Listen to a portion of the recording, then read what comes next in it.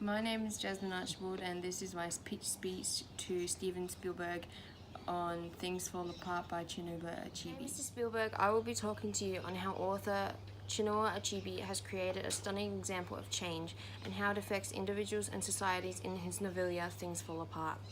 Today I will be pitching to you Things Fall Apart through structure, character and plot for you to be able to create a movie that does this stunning piece of literature justice. Part 1 of Things Fall Apart is by far the longest of the book's 3 parts. Achebe has done this to ensure that we as readers and hopefully soon viewers really get to know the village of Imbata and its people and traditions. Achebe introduces us to his main character Okonkwo, a hard-working man who never admits to or shows others his weaknesses. Okonkwo, though hard-working, with a large family, does not show affection as he believes it to be a weakness for those who do not care for their farms and country. We are also given flashbacks to Okonkwo's father, Unoka, who his son despises for being a man of music and great debt. Achebe has given us these contrasting characters to show that these characters are human and differ in many ways as normal people do.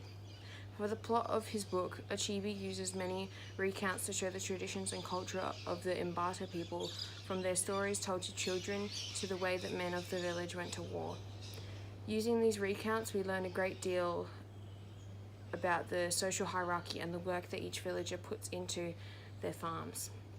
A major event in the end of part 1 is Okonkwo's banishment from his village for the accidental killing of a clansman at a funeral.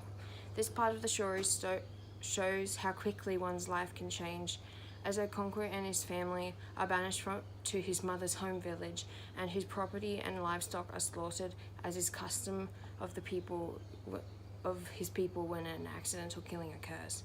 By the end of part 1, the audience should know quite a lot about the culture and traditions of the people of Imbata and about Okonkwo's lifestyle and family. Part 2 of Things Fall Apart is significantly shorter than Part 1, as we know all we need to know about Imbata's traditions and culture. It starts in Okonkwo's mother's village after 7 years of exile, where he is visited by his friend Obirika, an easygoing man who tells his friend of the slaughter of a neighbouring village at the hands of white men. The two and Okonkwo's family journey back to Imbata and find their beloved village being run by the white missionaries that preach of one god, and that their ancestral gods are stone and wood abominations. Much has changed in the 7 years of exile, with new laws and traditions of the white men being thrust onto the people of Imbata. Okonkwo finds the new laws oppressive and finds his people to be weak, as they do not stand up for themselves. Mr. Spielberg. Achebe shows us that the traditions of the Imbata people are starting to slip away under the rule of the white man, and the village meets to discuss this. After the white man's converted Imbata clansmen try to break up the meeting, Okonkwo beheads one in anger for the change thrust upon him. He expects his clansmen to follow suit. Achebe writes that they hung back, showing the audience and Okonkwo exactly how they feel about the change the white man has brought upon their people. Part 3 is similar to Part 2 in length and tone. In this part of the story, Mr. Spielberg, Achebe introduces the point of view of the missionaries that came to Imbata. This helps the audience realize the intentions and attitudes towards the people of Imbata and the African people in general. Achebe begins to wrap up his story with the missionaries' discovery of Okonkwo's friends, including Obirika, sitting solemnly, almost waiting for them, knowing that they are coming for Okonkwo for his trial for the murder of one of the missionaries.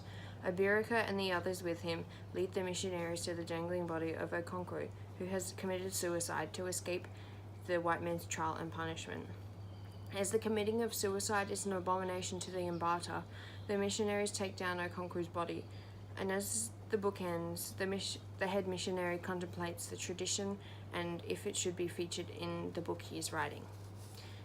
As you can see, Mr. Spielberg, throughout Things Fall Apart, Achebe shows us how the change of an individual and a society is taken on very differently by certain people.